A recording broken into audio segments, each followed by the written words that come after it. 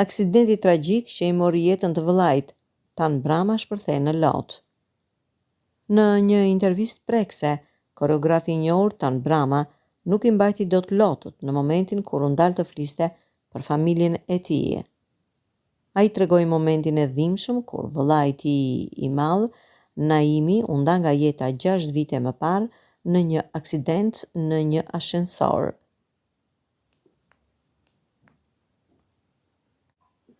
Mënyra se si ka ikur një aksident nuk kam folur asnjëherë, edhe te Bigu nuk e kam përmendur, e ruaja gjithmonë ndjes.